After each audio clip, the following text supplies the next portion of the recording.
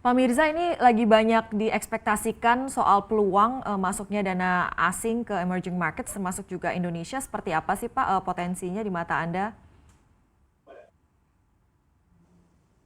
Eh, kan dana asing itu masuk bisa bisa dari dua sumber ya. Ada satu yang masuk ke pasar portfolio, itu kita bisa lihat di pasar saham dan di pasar SPN gitu. Nah, kalau di pasar saham itu sebenarnya di kuartal 4 itu sudah mulai masuk investor asing.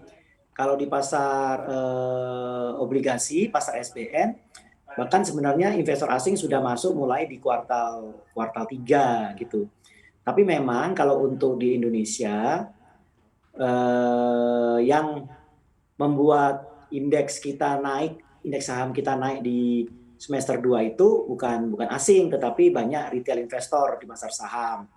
Dan yang masuk ke pasar obligasi itu bukan majority asing, tetapi majority adalah satu adalah investor perbankan karena perbankan kelebihan likuiditas, kedua adalah Bank Indonesia yang masuk untuk membiayai sebagian dari budget dari kesepakatan dari SKB 1 dan SKB 2.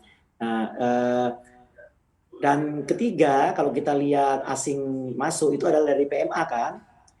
Ya PMA tentunya mereka antusias dengan melihat adanya Undang-Undang Cipta Kerja dan juga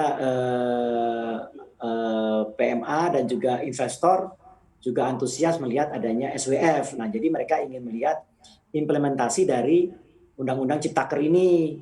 Kan masih ada beberapa peraturan pemerintah, kemudian ada peraturan presidennya terkait implementasi Ciptaker kan.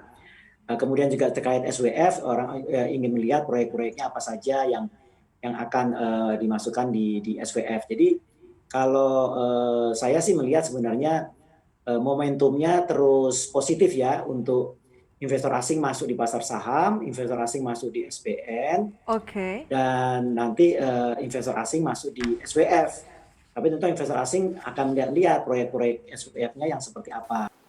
Jangan lupa install aplikasi CNBC Indonesia di App Store maupun di Play Store untuk mendapatkan informasi dan perkembangan terkini dari berita-berita ekonomi dan bisnis.